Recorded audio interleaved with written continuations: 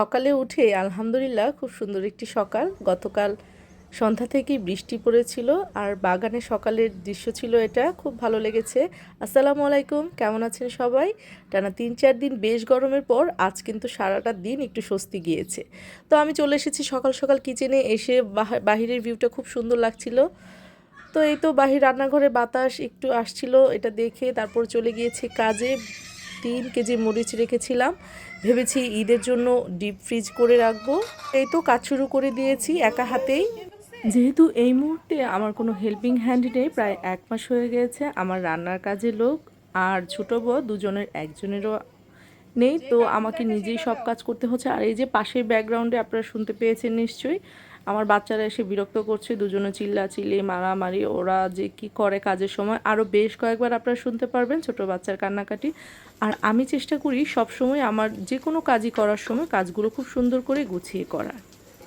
আমি যে কোনো কাজই গুরুত্বের সাথে এবং খুব ভালোবেসে করতে খুব ভালোবাসি।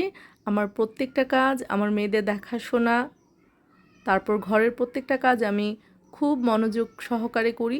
ওরও অনেক সময় হাঁপিয়ে উঠি, হয়ে ওঠে না, নিজেও অসুস্থতা থাকে, তারপর বাচ্চাদের নিয়ে ঘরের অন্যান্য সব কিছুই যেহেতু আমার এখন একা হাতে করতে হচ্ছে, কোনোভাবেই আমি হেল্পিং হ্যান্ড খুঁজে পাচ্ছি না।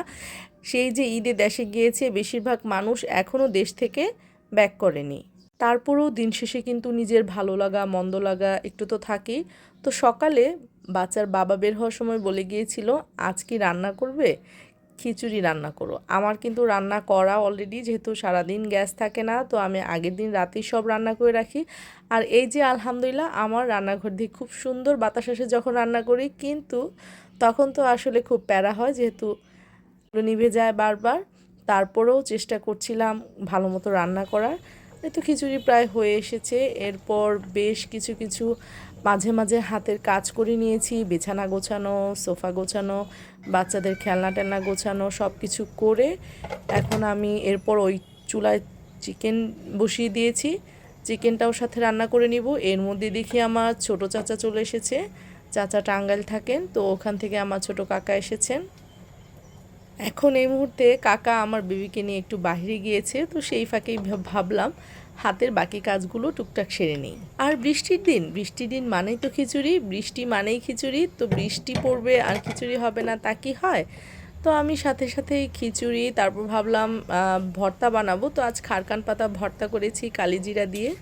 তারপর হচ্ছে ডিম ভেজে নেব, এর মধ্যে মুরগিও বসিয়ে দিয়েছি।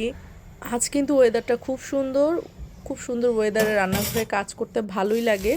আর রান্নাবাড়া আমার পছন্দ, কিন্তু গরমের সময় একটু কষ্ট হয়ে যায়। আর এর মধ্যেই আমি ভর্তার সব ব্যবস্থা করে নিচ্ছি, ভেজে নিচ্ছি পাতা, তারপর মরিচ রসুন এগুলো আমি পাটায় বেটে ভর্তা করব। এরপরে আমি টমেটোর সালাদ করে নিচ্ছি। আমি সুন্দর করে চিকন চিকন করে সালাদের মতো টমেটোগুলো কেটে নিচ্ছি খুব দ্রুত। এর মধ্যেই বেবি চলে আসবে, বেবিকে গোসল করাতে হবে, নিজেরও ফ্রেশ হওয়ার একটা বিষয় আছে। সব কিচেনের কাজ শেষ করেই নিজে ফ্রেশ হতে চলে যাব। আমি সব কিছু গুছিয়ে উঠলেও বড় ভিডিও করার তেমন একটা সময় পাই না। ভিডিওটি পুরোটা দেখবেন, আশা করছি আপনাদের ভালো লাগবে। এবার একটু বড় ভিডিওই তৈরি করলাম। যদি ভালো লেগে থাকে পেজে ফলো দিয়ে পাশে থাকবেন। এরপর তরকারিটা দেখে নিচ্ছি কি অবস্থা, তরকারি প্রায় হয়ে গিয়েছে। এখন আমি চুলা কমিয়ে, আলুটা মোটামুটি সিদ্ধ হয়ে গেছে, তাই দমে বসিয়ে রাখবো আর একটু ভালোভাবে ঝোলটা টানার জন্য। এরপর ভর্তার প্রসেসিংয়ে চলে যাব। এই তো পাটায় বাটা ভর্তার মতো স্বাদ কি আর কোনো কিছুতে আছে? তো আমি তাড়াতাড়ি করে সব কিছু বেটে ভর্তা করে নিয়েছিলাম। আর এই তো আমার বেবি চলে এসেছে, এসে কান্নাকাটি করছে। ওকে আমি বিভিন্ন রকমের বুঝ দিচ্ছিলাম যে যাও কার্টুন দেখো, টিভি কিন্তু অলরেডি ছাড়া, তারপরেও ও আসছিল। আর ডিম ভেজে নিয়ে আমি এখানে কেটে কেটে ভাগ করে নিচ্ছি। 4টে ডিম একসাথে আমি ফেটিয়ে নিয়েছি, ফেটে তারপর এগুলোকে ভাগ করে নিয়েছি। আর আলাদা আলাদা করে ভাজতে নিয়ে কিন্তু বেশ সময় চলে যায়। রান্না বাড়ার পালা শেষ, আমি রান্নাঘরের সব কিছু সেরে ঘরের কাজটা সেরে আমি ফ্রেশ হতে গিয়েছিলাম। গোসল করে এসে আমি খাবার বাড়ছি, আজকে একটু বেশি লেট হয়ে গিয়েছে। তো এই তো খাবার বেড়ে সার্ভ করেছি, আলহামদুলিল্লাহ সবাই বসে একসাথে খেয়েছি। কেমন হয়েছে অবশ্যই জানাবেন।